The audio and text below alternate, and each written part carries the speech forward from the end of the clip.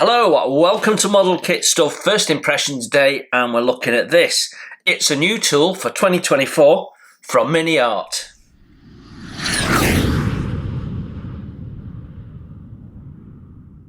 Hello, welcome to Model Kit Stuff. Yes, first impressions of the brand new tool Opel Blitz from Miniart. So this has come out in the last week or two, depending on whereabouts you are in the world.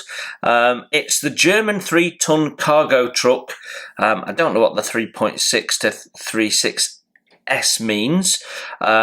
But it's basically the Opel, the start of what will be lots and lots of variants of Opel Blitz. Loads of them. This one, it says military service here, but it's not in typical military camouflage. It's a nice bit of...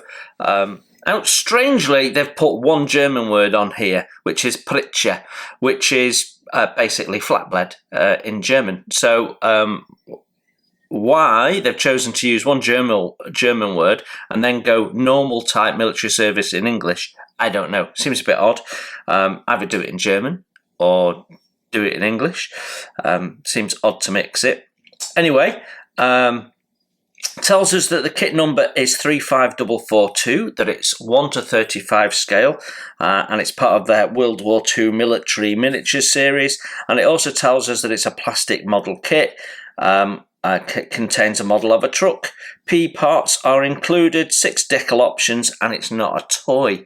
But if you look closely at the artwork, you can also see a German tank in the background. Looks like a Panzer III to me. So yeah, nice little bit of artwork, and actually quite a nice looking vehicle. I really like the Opel Blitz. It's my favourite of the German Second World War trucks. And they were made in so many different guises. There is so much that Miniart are going to be able to do with the basic tooling of this over the years. I am really, really looking forward to it. And I've been looking forward to this kit for since they announced it. So it's nice to have my hands on it. The sides of the box pretty much cover exactly the same as what you see here. And then on this side, we've got the same as what it says on the front, that it's a model kit in different languages, and we've got our contact address now in Poland, as we've talked about before. And then on this side here, we've got our 6 different paint schemes, and I've got to say, I'm immediately drawn. Those of you that follow the channel for a while will know which one I'm immediately drawn to. I'm immediately drawn to that one because it's got red on it. I don't know what it is about red, but you know, when you see something red, you gotta do it, haven't you? Though I've done a number of red vehicles, so maybe we'll do it different. So it looks like we've got 2 sort of Panzer blue grey, and then we've got green with a yellowy sandy carb. We've got a blue, grey and green, a red and green, and then a green and blue grey. So there's lots going on here. That's probably the most colourful one, the one on the box art, because of the different coloured mudguards and running boards. So yeah, we will see what all of that says. I've just got my reading glasses on, and there is text with them all, and I simply can't read that. It also is telling us we've got cartograph decals, which is good to know. So let's have a look at what we get inside. The box is typical of Miniart, top opening box, corrugated bottom, flimsy, easy to damage top, so be mindful of that when you're storing it. We get a single heat sealed bag with all of our parts in, so fingers crossed on that. And then at the bottom we have our usual instruction manual. So let's start there. So if you're familiar with Miniart kits, then this instruction book is in a familiar format. You get some artwork at the top, then you get a technical drawing, and then it tells you that you've got various bits and pieces in the kit. And I always find it strange that they put it on the front of the instruction manual rather than the front of the box, because you've already bought into the kit when you've got to this point here. So that should be on the box really. Highly detailed engine compartment, transmission, brake steering system, doors and hood can be assembled in open or closed position. That's the sort of thing you want on the front of the box, I think, personally. Right, so we should have some of the paint options here. So painting, we'll do painting guide as we've come to it first. Painting guide 1, unidentified unit, Luftwaffe, Poland, 1939. So this is German Air Force vehicle. Fairly simple decals and paint call outs. So you've actually got red, black, green. So that will be the most colours of any of them. And then paint guide 2 is unidentified unit, Wehrmacht, Poland, 1939. Far more decals being used in that one, but certainly a less interesting paint scheme. Let's just flip to the back and see what else we've got. So we've got the 267th Infantry Division, France, 1940. So standard number of decals for that, I would think, with front, back and side facing decals. And then paint guide 4 is organisation tops, which is 39 to 40. That's why it's got the OT on it. So that's the sort of logistics and building organisation. So that's interesting. And then as we go over here, we've got Infantry Division, Rifle Company, Eastern Front, 1940. They appear to have a white stripe on the roof, if you see, front and back. So that'd be aerial recognition, will it? And then finally, we've got the 62nd Separate Motorcycle Battalion, 2nd Ukrainian Front, Red Army, Czechoslovakia, Spring 45. So captured vehicle, repurposed. Yeah, interesting. So that's why it's in a completely different colour scheme. Yeah, okay, right, so we've dealt with the paint schemes. Nice range of variation there. Then we're on to, after the caution messages, we're on to the sprue map. So we've got 2, 3, 4, 5, 6, 7, 8, 9, 10, 11 sprues and a set of clear parts. So, yeah, it doesn't look overly complex from this point of view, does it? But then you compare that to the number of parts in some other kits we've looked at recently, like from Airfix, for example, and yeah, there's a lot more here. So then we've got our sprue map, and it's showing us that we've got photo etch parts, we've got clear parts, we've got decals, and then we've got 4, 5, 6, 7, 8, 9, 10, 11, 12, 13, 14, 15, 16, 17, 18, 19, 20, 21 sprues of parts to get through. So if you think about the general service truck that came out last year from Airfix, the Academy made kit for Airfix, you know, what was that on? 3 sprues, was it? All right, they might be slightly bigger, some of these are tiny. But the point is the part count here is much, much greater, which means that you're probably going to get more detail. You're certainly going to have more building time. It'll be a more immersive experience. Okay, step 1, starting with the chassis, no surprises there. Then step 2, we've got the towing equipment being built up, fuel tank going in, spare wheel being made up, plastic wheels.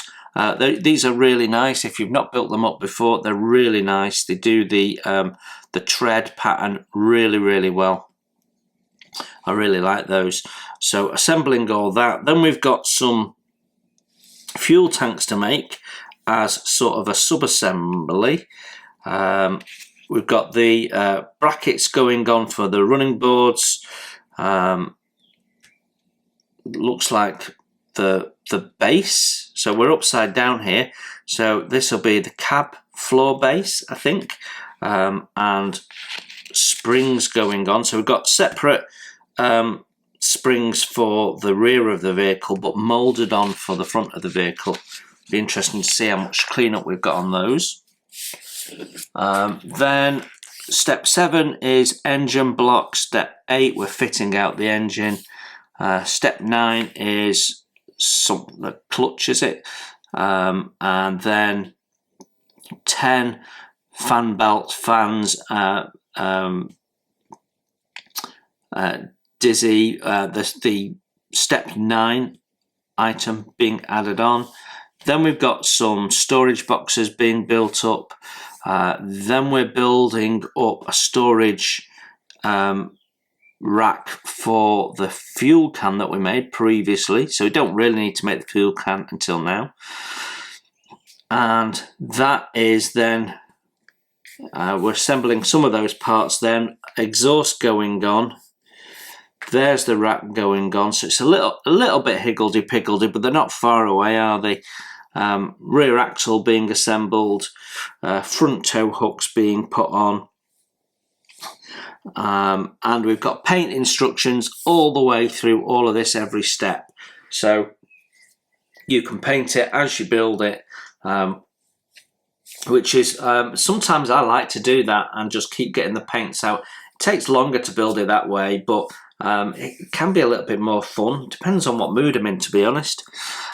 Step 16, we've got the drive shaft going in. We've got the mounting points for the wheels. Looks like they're fixed positions, the front wheels. We've got some other small parts, clips and bits and pieces. Radiator being built up. What's that? 5 parts on the radiator with hoses. Mounting the radiator, hoses connecting up. Then we're building the back of the instrument panel, the dashboard there. We've got a fuse box going on, various other little bits and pieces. Back of the dials there, so you could put the cables on if you wanted. You've got the steering column going in. Then they're flipping it around, and we've got an oil can going in, not quite sure what that is. Then flipping it again, and I'm going to assume is possibly the choke. The steering wheel being mounted on. Then we're putting the decals in, so that seems a bit odd that we're putting the decals in after the steering wheel. Definitely do the decals before the steering wheel. To be honest, I'm probably going to paint it and add the decals and do that before I add all these parts. I'm very interested in possibly adding the electric wires for that, though. That would be cool. Then we've got some parts to trim off on this, which is the floor pan of the cabin, and pedals, gear lever, handbrake all being added. So we flip over, we're on step 25, and we haven't really built that much, really, have we? We've got the seats going down after we've built up some of the framework. It says only for colour variant 4. Can't remember which one that was. So you're going to have decided by step 25. Bringing it all together in step 27. Then we've got the seat back going on. This is the back piece of the cab. Building up the radiator grille. We've got an option of putting a horseshoe on there for look, no doubt. Building up the ceiling, we've got a little switch being added to the ceiling. That's a nice touch. Often neglected, the inside roofs of cars and trucks, so that's great. Then we've got headlamps being built up. Then we're building up the little convoy triangle It says only for colour variants 1, 4, 5 and 6, so not all of them have it on, although I think it was a standard requirement on German vehicles of the time, because it illuminated, didn't it? So if you're in convoy you could be seen. That was the idea of it. So then we're bringing that cab together. Okay, step 32, we've got mud guards going in. I'm not quite sure. Oh, we've got some bits to trim off there, so that must be for future variants, location points for something or other. Then we've got photo etch mounting points for the lamps. More photo etch brackets going in on the inside of the engine bay there. We're putting on, I didn't see the glass go in. Oh yes, there we do. We did put the glass in. Windscreen wipers going on, which is nice. Photo etch, so that'll look great. Doing the lamp on the other side. Building up the doors, which have separate internal door cards and handles, so that's really nice. Glazing them, making up the jack. Then the outside fittings on the door. So we've got the wing mirror and the little wind deflector there above the angle light. I don't know if that's a movable angle light or not. I think it's probably not. Just opening side window. So we pull all that together. So doors are going in, shows you how to do it open or closed. Then we've got a brace going in between the firewall there and the radiator grille. The horn going on, but only for 2 variants. So the side indicator flappers being mounted either side, again only for certain variants. Okay, then we are mounting that on, so that's the point where you could do your wiring then. So you might want to see if you can put E7 on after you've mounted it on the cab, so you can run the wiring, and you'll have to do some research. Some bracketry going on there. Then we're building up the remaining wheels. Bonnets appear to be single pieces of plastic, so that means they're the same shape whether they're closed or open. We've got individual bonnet locks. They would have been rubber, or at least rubber on after the hinge. So you can have them down or you can have them up, depending. And then we start building up, I'm guessing that's the tailgate, more tyres, brackets. We've even got a little support there for when the bonnet's open, which you have to supply yourself, but it is there. They don't tell you what length that should be. That's a shame. It'd be nice if they said an X amount of wire required. Okay, framework for under the flatbed. Mounting points on the mud flaps. Then we've got the flatbed frame, all being pulled together. Mounting it on the flatbed itself. There's a number of different parts they're asking you to trim off here. I guess it depends on what version. And then for the advanced modeler, it's telling you to add photo etch. So, okay, you can remove the tie down loops and put photo etch ones on if you want, if you don't want to use the molded ones. That's a nice touch. Okay, step 59, I feel like we're nearly there. We've got the boxes that we've made up there, storage boxes going underneath, rear number plate and lamp assemblies going on. Then we've got the wheels, famously the double tired back axle, which used to clog like anything in the North Africa campaign, and on the eastern front in the mud. It used to clog and make the vehicle virtually unusable. So it might be nice to do a diorama of it stuck in the mud or the sand or something, mightn't it, in the future? Yeah, so that's all our wheels on. Step 63, we've got some final parts being attached to the forward wheels. And then we're putting the sides on. So we've got parts being added, and then we can have an open body variant or a closed body variant. So depending on that dictates where you're going to mount these little latches. Yeah, and then right at the end, after 65 steps of building, quite involved, but most of it around the cab, in fairness, we have our little colour chart hidden away. I mean, you could almost miss it, it's that small.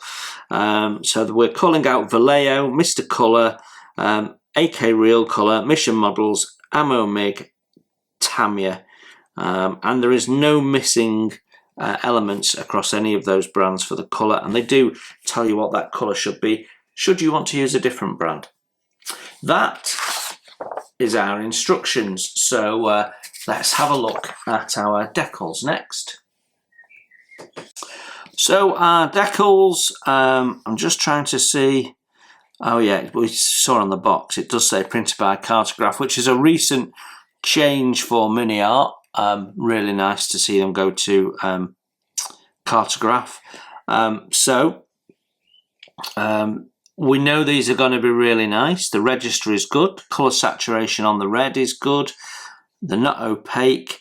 There is not much in the way of margin. There's quite a bit of decal film visible, but that's due to spacing of and the construction of the decals required. But surprisingly, there's quite a bit of decal film on that number plate, possibly because they know the plastic part it's going on is considerably wider. But yeah, nothing wrong with those. Very, very nice. So next we have our photo etch. We have relief etched photo etch, which is really nice on these things like the reflectors. And we can see here our little tie down points. One of mine is slightly twisted, which is strange because it's been in a paper envelope, so it was like that when put in the box. Little brackets, windscreen wipers, they all look really nice. Yeah, nothing wrong with that. And nice to see some little photo etched elements to add some finesse to the finished model. Clear parts now, and these are lovely and clear. Very, very nicely done indeed. There is a little bit of sink in this one, which I think goes in the back of the cab, which is a little unfortunate, but once in shouldn't be too noticeable, to be honest. Then we've got the side windows there for the doors, well, all the door windows, and then various lamps, and we've got all the little markings. See if I can get those into view for you. All the little engravings in the back there to make them look like real glass. Very, very nice. Yeah, lovely. That's as good as anybody's clear parts, that. Right, this is sprue DA, and we've got the base of the flatbed here with some of the framework around it, so nicely grouped parts and nicely spaced out on the sprue. Lots of ejector pin tabs, which hopefully means we've got no ejector pins on any of the parts, which is really, really nice. There is some seam, there's always seam on Miniart stuff, but it's not a major issue. All fairly straightforward cleanup, and no nonsense with wood grain effects or anything like that. It's just nicely surfaced planking there, which you can then paint up and really make look authentic yourself with your paint techniques. So really like that. Yeah, nothing wrong with that. Lovely parts. Sprue JB, and this is mainly cab parts on here.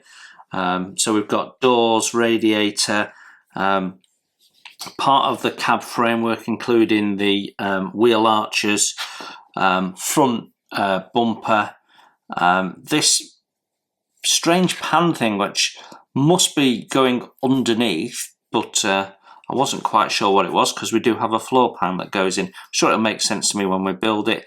And we've got a seat there which has got some shape in it. So yeah, that's really quite nice. It's sort of depressed. Yeah, really good. Think that might be door lining cards which have got some raised fastener details around the edges. A box with a fairly good padlock moulded onto it. We've got our convoy triangle there, and it's really nice and crisply moulded. Detail is sharp. I was going to say no sink and no flash, and I certainly can't see any sink, but we do have a bit of flash. If you can see that in the radiator, sort of like a set of wings, there we go. That's all flash that, but don't worry about it because I've just had a look and you can just go in with your knife and run it down each side of the very delicate grill plates and get that off nice and easily. So yeah, the grill is itself very finely moulded. They've done a really good job of doing that and hollowing out the gaps. So yeah, very lovely moulding indeed. Impressive. Sprue A is wheel hubs, various parts. This actually looks a little soft, but it's probably supposed to be like that. The actual hub itself. But yeah, several wheel parts. Looks nicely done. You've got ejector pins on the insides there, but I don't think any of those surfaces get seen in the end, so no issues at all with that. I won't take a photo of that, we'll just show you up close, but I will take photographs of the other larger sprues for the end of the video. Sprue BC, and we've got the bonnet lids here, which again, the louvre is hollowed out. I can see through them, so I'm not sure we're going to pick that up on camera, but yeah, you can just about see my finger moving in the background there, can't you? And one mud guard and running board, and the running board has detail on the inside as well, and lovely to see no ejector pins on the inside of the mud guard. That's really nice. So yeah, yeah, very nicely done actually.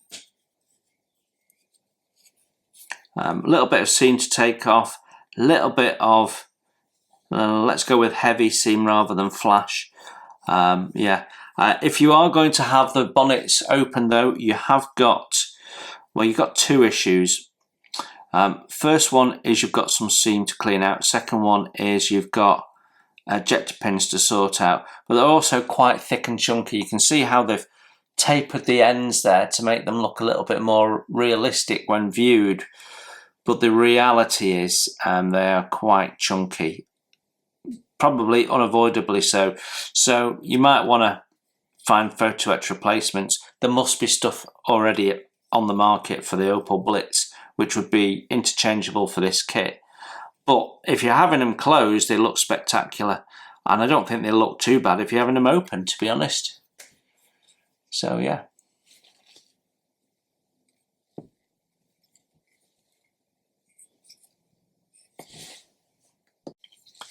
Sprue FD, we have two of these. We've got small parts like towing hooks, that I think is a wing mirror or a width marker possibly. We've got little brackets, the bits for the collapsible sides, rear light, indicator flapper, and headlamp bowl, which it's slide molded, we can see there, and that has a bulb in, so yeah, really nice. So yeah, Nothing wrong with those parts, all nicely detailed. I have no issues with that at all.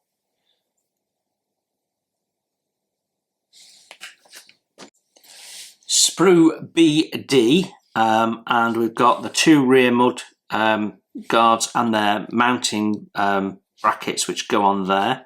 All nicely done. Unfortunately, because everything's in one bag, we've got some fairly heavy scuffing on the top, but it doesn't matter because that's going to be underneath the flatbed, right tight up against it, so you're never going to see the top of those. So not going to worry about that. Our sprue gates are attached on the ends of the surfaces there, so you've not got any surface cleanup, which is nice. This one appears to be short shot, although the sprue, I should say, is short shot, but the part itself seems to be okay.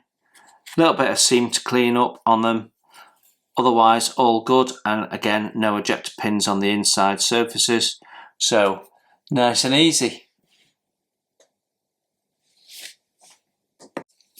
Okay, sprue JA, and we've got more slide moulding going on here. So we've got our starting point with our chassis here, which is nicely moulded with fastener detail as we'd expect, and we've not lost any detail by having the leaf spring suspension moulded in. I don't think we have anyway. There's a bit of cleanup to be done because of the multiple connection points on there. But again, the sprue gate is on the inside surface there, not the bottom surface, so it's going to be nice and easy to clean up. We've got ejector pin marks that will be visible if you're looking underneath the vehicle. Then we've got our front assembly for the wheels, our drive shaft, which actually the seam's not too bad on the drive shaft. It's quite heavy on that though. Then we've got our cab, which seems to be nicely done. Yeah, no issues with that. Our rear cab component, our seat again has some subtle texturing on the seat. You can just see that in the light there. Got more front mud guards. Okay, intriguing.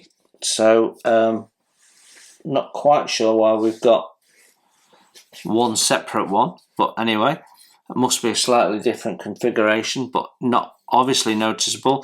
These are the bits that he wants us to remove, sand off these little lumps, obviously for something else that's planned. And we've got our cab roof here, and we've got the sort of the joins, the ribs, if you like, in the ceiling, but we've also got some ejector pin marks in there, 4 of them, which is a shame, but probably unavoidable. These lower ejector pin marks on the inside of the cab are below the seat, so you won't see those. But nice detail on the inside, including the fastener detail on the inside where the glazing goes. So you're installing the glazing from the outside. Then we've got the cab floor pan, which is smooth, so I'm guessing that's correct. Okay, yeah, very nice. And then these are the parts for the jerry can holder, and another bit of seat. All very nice. I don't see any issues, no flash, no sink, all fun. Sprue AN, we have 4 of these, 1 for each wheel, and you can see how they've done this. So if you've not built one of these up before, they do build up lovely. We've got the plastic outer walls which have a bit of the tyre tread on, and then as you sandwich all the layers together you form the highs and lows of the tread pattern, and it just does look spectacular. Yeah. And then of course you can sand it down if you want it more worn, so you've got all sorts of options. We have got sidewall writing, it's got Dunlop on there, and some numbers and some smaller writing, so there's plenty of detail on there. Really, really nice. I love how they do their tyres. A really nice way of doing it. Sprue F, again, we have 2 of these. So we've got brackets. We've got actually plastic windscreen wipers there. So you've got an option of plastic or photo-etch. I think I missed that in the instructions. Handles for the doors. Again, width markers, tow hooks. Not even sure what some of those parts are. And some of the support beams for the chassis. So a whole collection of parts, all nicely moulded. Most of you clean up on the leaf spring suspension, which does have some slide moulding on there to get the detail on the top, but there's quite a bit of seam on there, which there always seems to be on leaf spring suspension. I don't know why that is, but it's always very heavy on the seam. But other than that, nothing wrong. Sprue FB, and we've got 2 storage boxes that go under the flat bed there. Again, they've done a fairly nice job of the padlocks.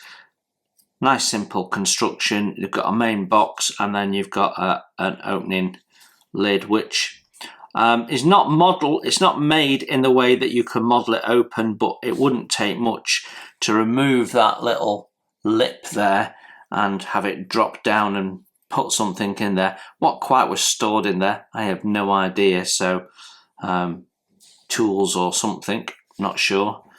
Maybe packed lunch or something. Sprue FA, we've got jerry cans on this. So we've got 2 sets of cans, but I think we only had 1 photo-etch centerpiece. But they are nicely done with all the embossed markings on them. 2 lots of handles, and then 2 separate mouths to go on the side there.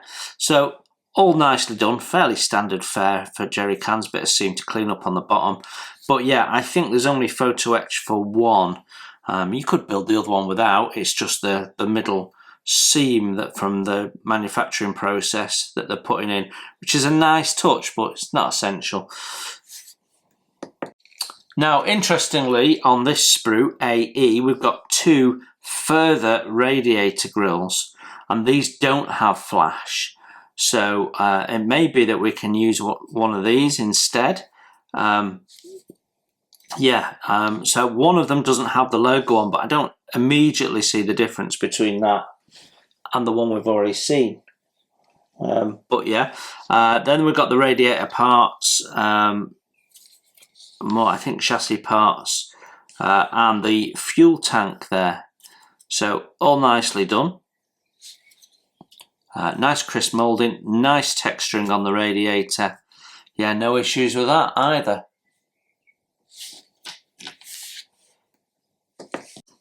HB has our Pioneer tools on and our jack. Didn't really see much in the way of tools being required in the instructions, so these may be for your extras box. We've got some warpage on this shovel here. You can see how bent that handle is. So whether we can repair that or not, I don't know. Might be a case of putting a tarpaulin over the handle and just seeing that. Yeah, and then we've got a shovel with brackets moulded on, and then we've got a pickaxe again, with and without brackets. Another shovel with a different form of bracket. A bracket, what looks to me like the starter handle. Hatchet, again, with and without brackets, and no, 2 different bracket types and without. So yeah, interesting. And it's the only thing you've got remotely like stowage for the back of the truck as well. Sprue CD, and this is all our other parts for the flatbed.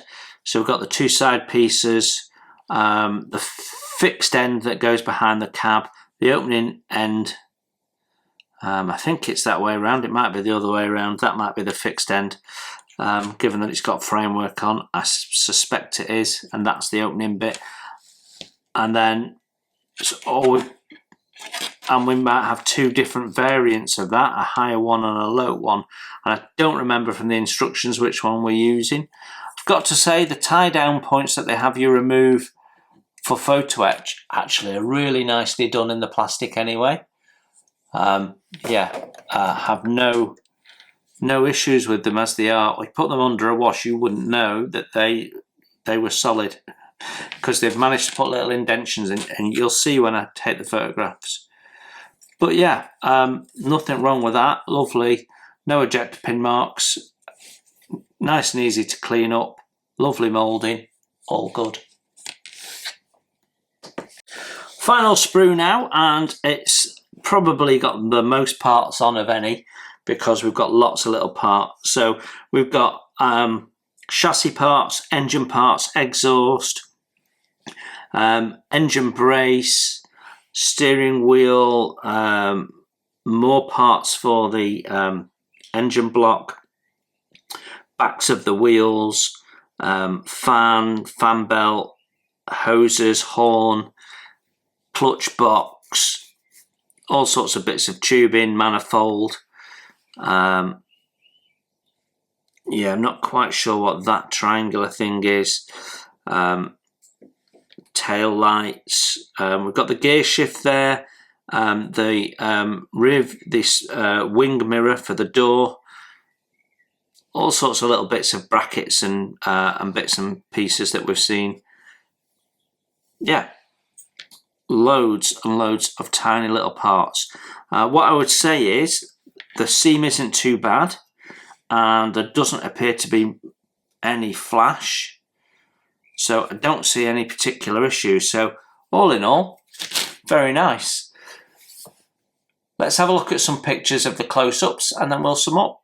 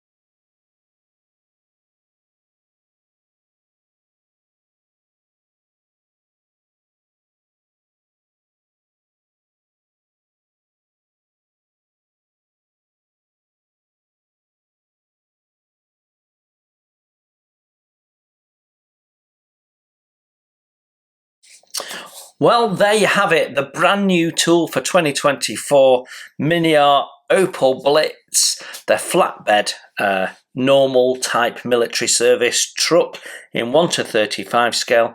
What is my first impression? Lovely. I have been looking forward to this, and it does not disappoint. I think it's a typical Miniart offering. That the quality of the sprues particularly is definitely improving. So there is a lot less flash than you used to get on Miniart kits. They've improved the decals and so on. So let's just run it by the numbers. Instructions, nice, clear, detailed paint instructions as you go. The build flow sometimes didn't make too much sense, but it wasn't far off, so I'm not going to worry too much about the sequencing. So yeah, all good. The instruction icons and things are all clear, so you do understand what you're doing. There wasn't I wasn't asking any questions like, what's this mean, like I might get in a Thunder Models kit, for example, which we recently reviewed. So yeah, all good and clear. Decals, cartograph, can't fault them, really nicely done, so no issues there. Then we get to the photo etch, not an excessive amount of photo etch, and they have made it clear that some of the photo etch is options. So depending on your skill, your time, and whether you can frankly be bothered, you've got photo etch there that you can use, or just use the plastic parts. So I like that as well. And the photo etch was well done and should be easy to use. Then moving on to the plastic parts, the clear parts were lovely. There was no issues with them at all, nice and clear. A little bit of sink in the back windows, but I don't think will be noticeable. But that was the closest thing to an issue, really. And the main plastic parts, nicely laid out, clearly moulded, nice and crisp. Detail is lovely. No real issues. I mean, it's cut them out, clean them up, and you're ready to go. The fit might be tricky in places because you've got some thin parts, but it didn't look overtaxing, to be honest. And you've got some nice options when you build it up with detailed engines, so you can have the bonnet open, doors open, and what have you. So all you've got to really think about is, are you displaying it as a model in its own right, on its own, or are you going to put it in a little street diorama, which it's sort of begging for, really, and what you're going to put in the back of it. So yeah, very, very nice model. Nothing wrong with that whatsoever. Is it the best Opel Blitz on the market? Of the ones that I've looked at in the past, I think it probably is, but I've certainly not looked at all of them. There's lots of them around, so probably means there's plenty of options also for aftermarket. So I hope that was useful, and you now know what you get in the box. So thanks for looking in. You enjoy your modelling, and I'll see you very soon. Bye for now.